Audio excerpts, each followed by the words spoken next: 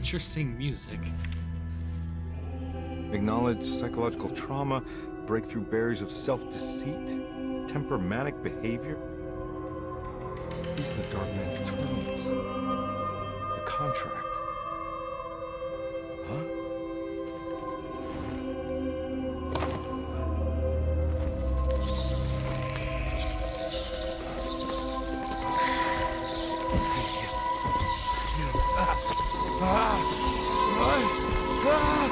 What the hell?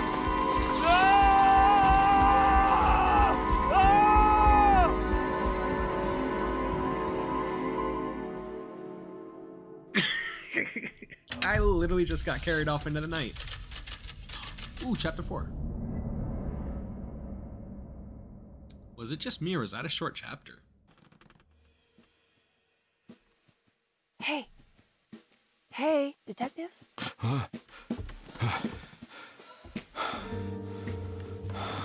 Don't you dare give me some BS What about are you laying doing? out on the job. Oh, I found some. Great. Was it alcohol? God, no, I just got the wind knocked out of me. I think I know how to break the contract with the Dark Man. What exactly does that mean? Everything going back to normal. All right. I found some more information on Dorsetto and the patients. There are some seriously strange things going on here. I'm pretty Really? sure 2 of the patients are dead and maybe even the clerk. Oh, yeah. I kind of just gave up on worrying about that. Well, just keep your eyes open, I suppose. What were you doing again? Jeremy made a pact with the Dark Man to keep all the madness locked inside Dorsetto. All right. I'm gonna break it. I just have... Where is it? Where's the talisman? It's around your neck? Ah! Ah! I worry, Detective. Don't, I'm fine. I worry that you're not much help on this case. At least you're a good distraction. Trust me. You're getting your money's worth.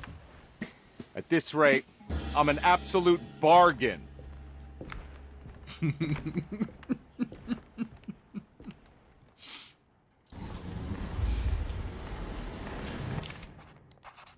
Okay, hang on a second. So she wants to ask me what I've been doing this entire time? Does she not see me covered in blood, all scarred and stuff? Like, I'm going through some shit. What has she been doing this entire time? And also, the bats, I would have shot him, but the man's like, no, stop, don't touch me. As I get carried off into the night by an unknown creature. Let's see what this contract's all about.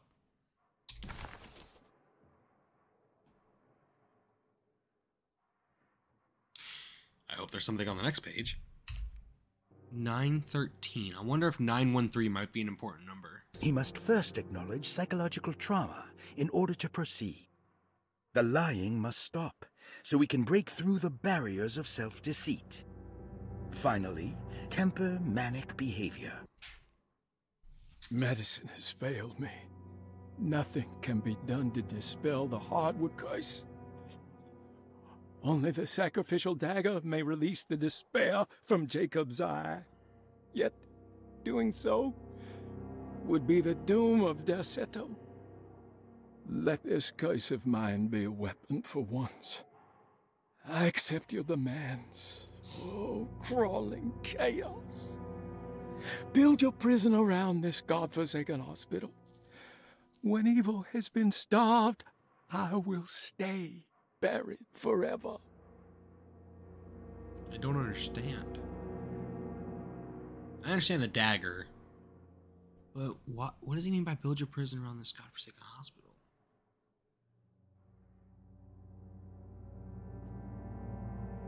I'm very confused on this one. Break into Dr. Gray's office and see what he knows. All right, time to get Jeremy out of that contract so we can get the hell out of here. Something tells me I'm gonna have to put my talisman to use. Ooh, now it's storming. The ambiance. Where are we going? What is going on in this house? Can I see my map? Okay, we still haven't gotten to the attic yet. Whoa, what? Hang on a second. Why is everything locked? Okay, we have to get into Dr. Gray's office and there's a puzzle there.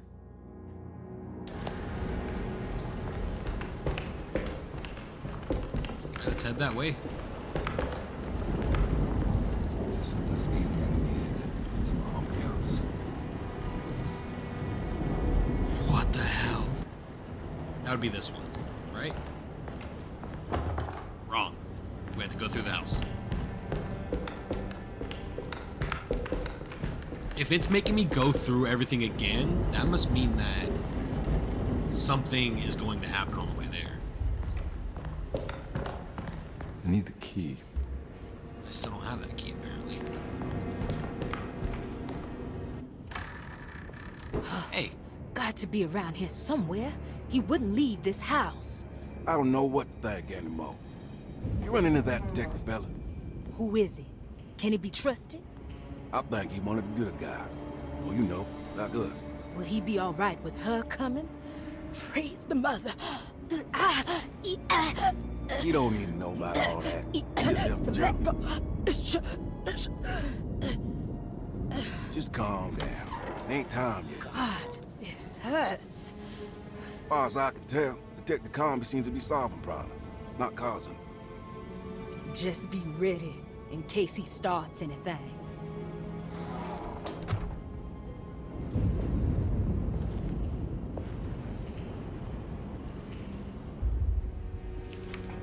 What was that about?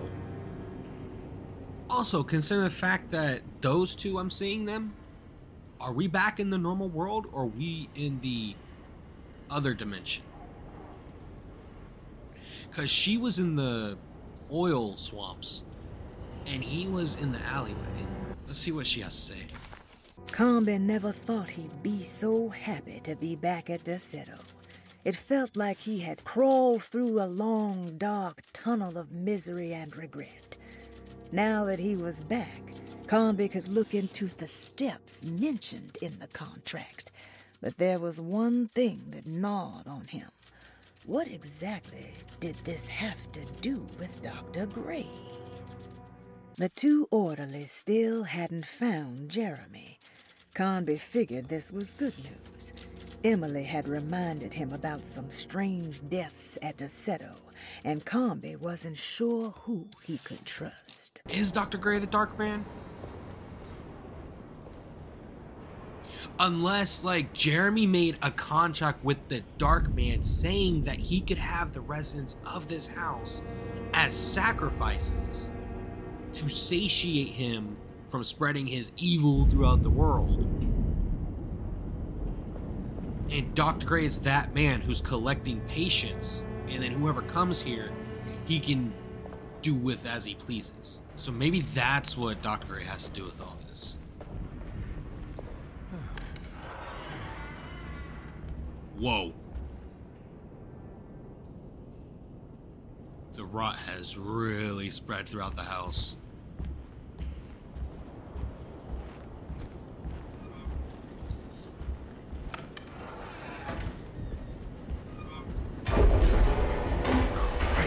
What the hell was that?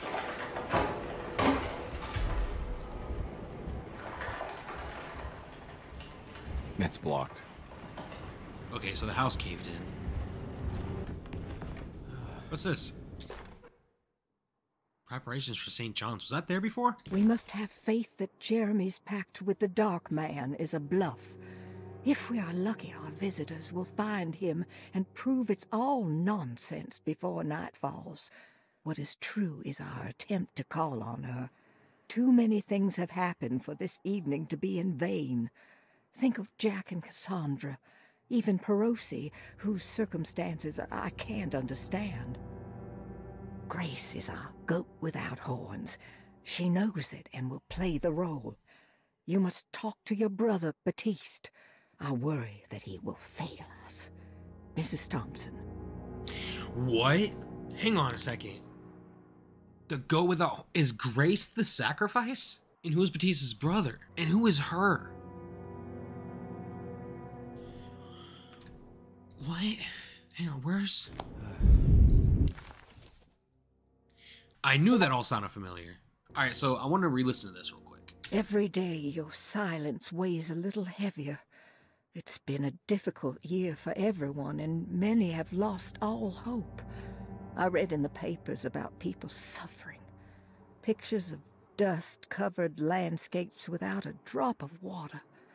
I wish I knew if you were still tending the earth or if you had turned your back against us. I have started to look for help elsewhere. I pray you will tell me if I am going down a path that you find disagreeable. With help from Baptiste and Charlotte, I found comfort in the practice of the voodoo. I have long been skeptical of that Caribbean cult, but it's been of good use to me. It seems all harmless in my book. I say some words dreamt up by the Creoles, and I carry around a small pocket of gris-gris. Nothing of this is mentioned in the Bible, of course, but the French Quarter priestess tells me it's all connected.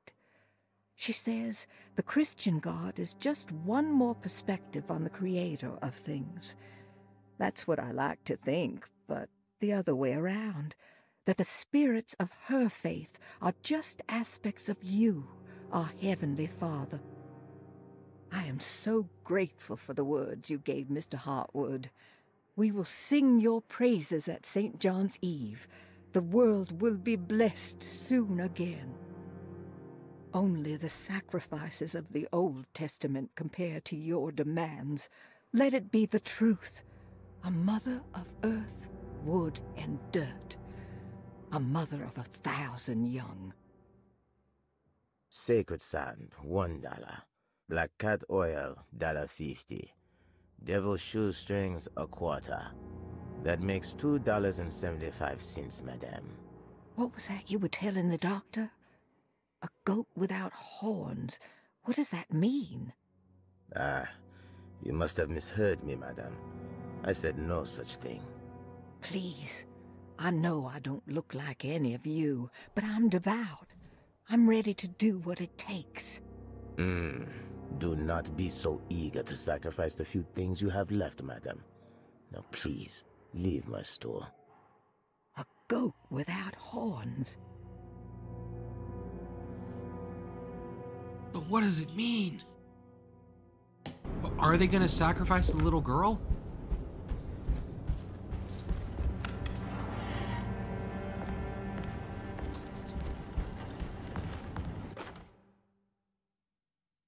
Lunacy and the Astarte Artist Colony, a monograph by Yael Klein.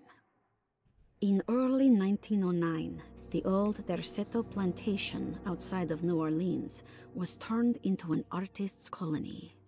3 famous European artists rented the house and the surrounding land from the owner, the Ledoux family. The colony was chiefly run by Sebastian Cortez, who was playfully dubbed the captain by his collaborators, William Arges and Heinrich Kassel. The colony existed for 6 years, until one day all 12 members disappeared without a trace. It is widely believed that their disappearance is connected to the disastrous hurricane that passed through on September 29, 1915, but nothing truly supports this claim. What is known is their frequent participation in New Orleans nightlife, their love for hosting parties, and their elaborate contributions to the Mardi Gras parades as the Pirates of Pontchartrain. Accounts of their lifestyle can be found in almost every gossip column. It can effectively be summed up as carefree and bohemian. In late June 1909, the name Astarte first appeared in the newspapers. Cortez said the name came to him as he was painting. There is never any claim to knowing about the ancient Phoenician fertility goddess with the same name before this time. His fellow colonist Heinrich Kassel did know, because he later produced sculptures that show clear references to ancient idols of the goddess. It's impossible to know for sure how this name suddenly made an appearance, but it is interesting because of Derceto's history. Even the name Derceto is the Greek name of a Syrian fertility goddess. In the case of naming the plantation, Derceto was certainly not an accident. We know that Elijah Pickford intended to build a temple for his cult, for he had distributed pamphlets 2 years prior to the purchase of the land, advertising his intentions. His followers were estimated to be almost 100 men and women, mostly sailors, Maroons, and Cajuns, when the plantation was built. To outsiders, Derceto registered as an ordinary slave plantation, which enabled Pickford and his flock to remain hidden for decades. The official story is that the cult lasted until 1862, when the Union Army came and burned down the plantation and scattered all who lived there. Following the Civil War, new people started to congregate in the ruins of Derceto to invent a new fertility goddess, the Shub-Niggurath. As much as Derceto is a particular name to have heard of, it's not entirely uncommon among the learned.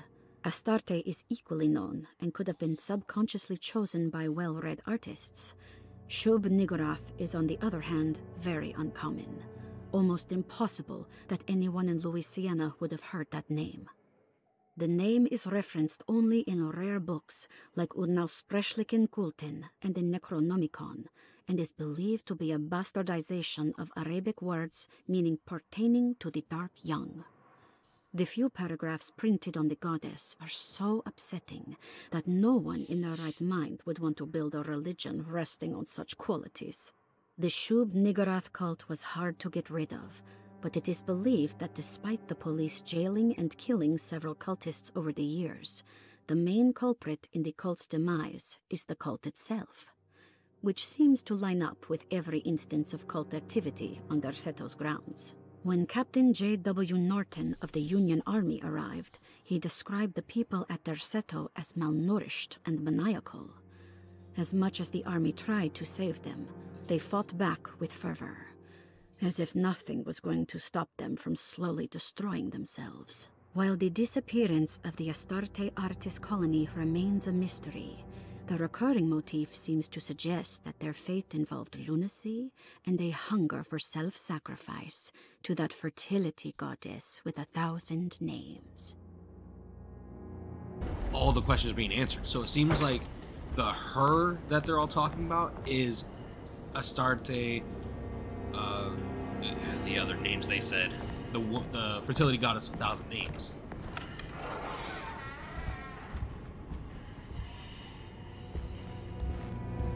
What does that say? Oh, Dido and Aeneas.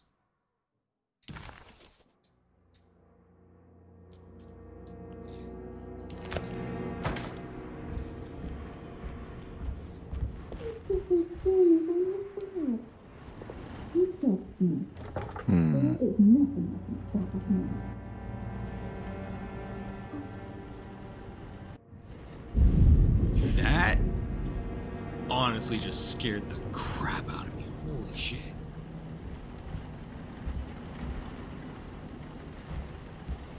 That was so creepy.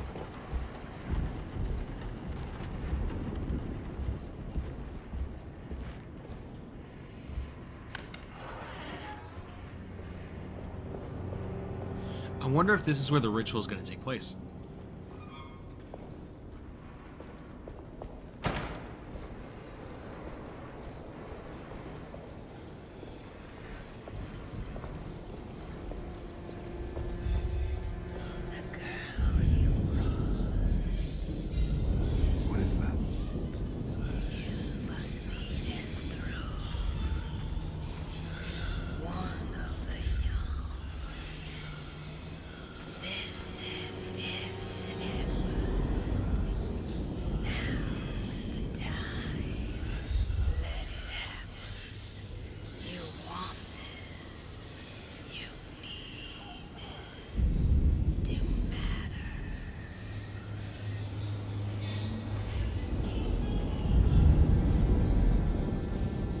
What the hell?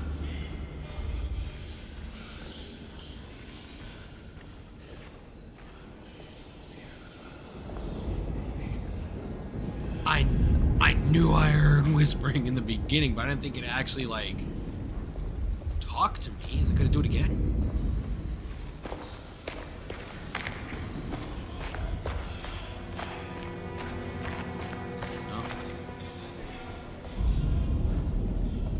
So Emily has a stake in all of this.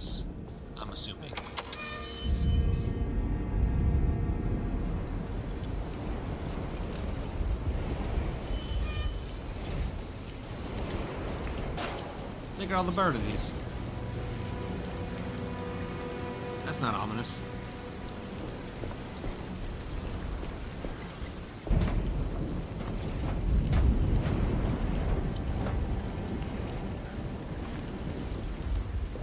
It's blocked. Okay, so move the stuff.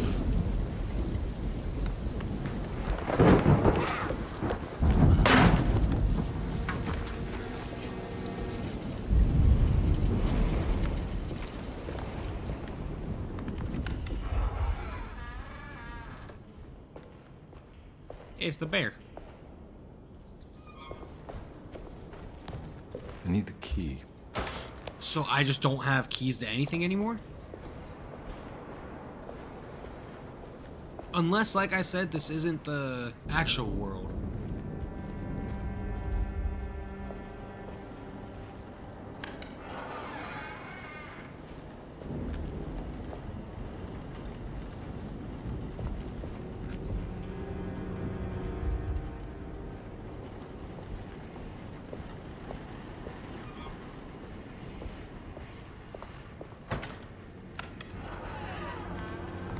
There must be a spare key to Dr. Gray's office in here somewhere. I was about to say, I'm like, I wonder if there might be something in here I might have forgotten. I'm surprised I can't pick up that bottle. Open up the safe in the clerk's office. Wait a minute. 913. I don't have the combination for this. But maybe Jeremy did. 913. 9 1 3. Were to be 9 1. It worked. Okay. Ooh, his office key. The last guest in the empty room suffered from severe maladaptation. I must write this down, because if I understand the condition sufficiently, it could make me deny this fact at a later date, and there is reason for me to think I may come to suffer the consequences from this dysfunction, as some who came in contact with the guest seemed to adopt a new worldview in which everything was predetermined but broken. Upon accepting this worldview, some memories became unmanageable and later rejected. I do not know what this means. I cannot even remember the fate of the guest. I think they were simply misplaced one day and forgotten. Just like all documents pertaining to this guest, they have all been destroyed, or they never existed in the first place. Who wrote this? There has never been a guest in the empty room.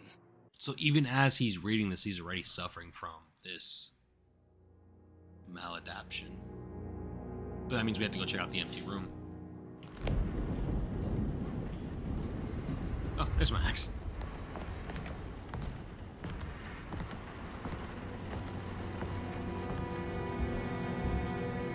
Alright, Dr. Gray. Let's have a conversation.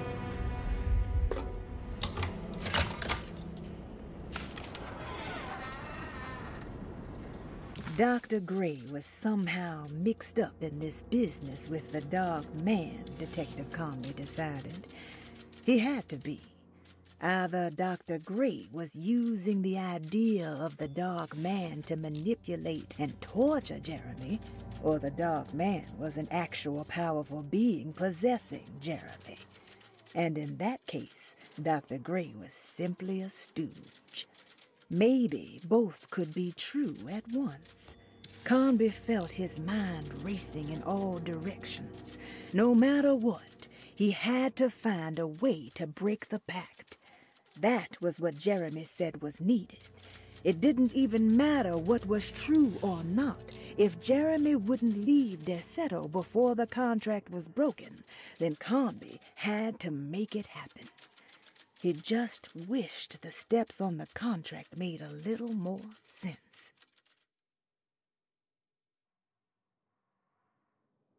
Same. What the hell is going on here?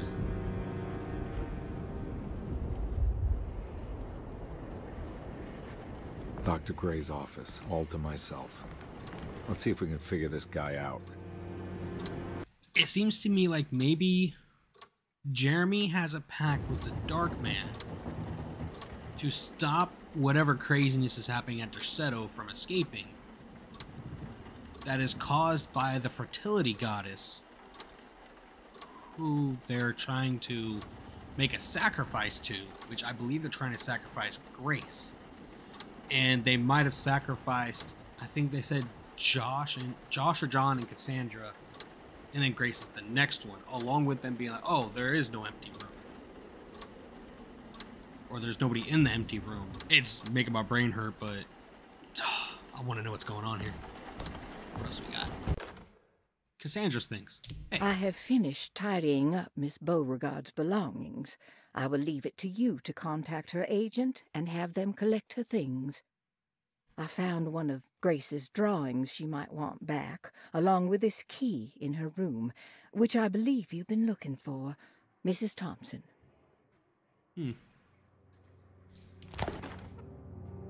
France. Hey, that goes to the globe. Nice. Can't wait to see what's gonna happen once we do that. What is this? McCaffrey's Pirate Treasure. This is where McCarthy has hidden my favorite young. It's very important. Favorite young? So look for the treasure in Grace's drawing.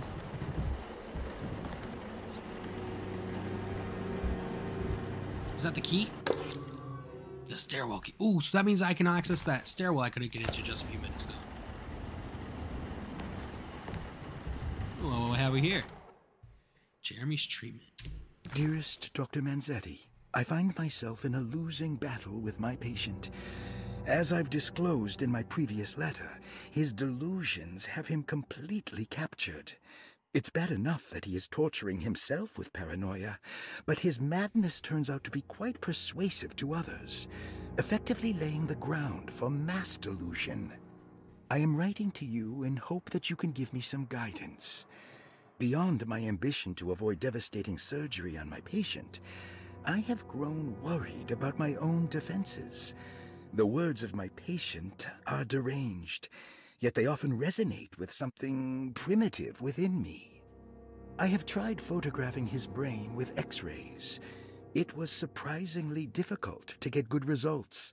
Dark blotches on the plates kept obscuring all details. My patient looked at the bad plates and cried out in terror, telling me the dark areas was the shadow of the worm, eating him from inside. I could not see anything out of the ordinary. I hope this is a sign that my mind is not as receptive to the madness as I had feared. After further inquiry, my patient described the shadows inside his mind as some kind of chthonic monstrosity that wants to undermine his sanctuary. This is clearly a reference to a place he calls Teroea, a sort of library or convent that works as a psychological haven. With this imaginary haven threatened by this Chthonian, he has now constructed another, less pleasant hiding spot. Lately, he has been bringing up a metaphor of a steamboat that has run aground, that he feels like he needs to start the engines and reverse, but he is afraid that the hole in the hull would cause the whole ship to sink. I've been watching him turn this metaphor into reality for the last week. He knows it's made up, but he is doubling down, trying to make it a real memory. I feel certain that this is my chance to break through the barriers of his self-deceit. Okay, what? So they literally say Chthonian monstrosity, and now referring to the Dark Man as a Chthonian, which Lovecraft. X-rays with dark blotches on plates. I don't know exactly what that means. But the question is this doctor actually looking at it from a doctor's perspective? Or is he just trying to make it seem like Jeremy's just acting insane? Like, where does the doctor stand in all of this? That's what I'm trying to figure out. Look for Jeremy's X-ray plates in the infirmary. Scribble, scribble, scribble. No. Although we have 2 objectives now. So look for the treasure in Grace's drawing, look for Jeremy's x-rays in the infirmary. Well, who doesn't like treasure? So let's go see what Grace has hidden before we head to the infirmary. It's not solvable yet.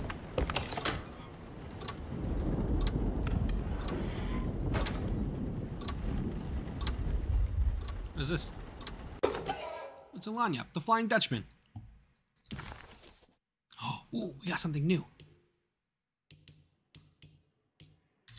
What a terrible thing to recognize that your betterment was an illusion. That you are so infatuated by the virtue of struggling that despite all your hard work, you made no real efforts to ever become well. Or that the treatment becomes such an obsession that instead of letting your wounds heal over time, you tear at the flesh in the hope that it will heal better and faster. If only it would bleed in the way you wanted. Do we ever become well? What do you think, Dr. Gray? Wow, that was profound.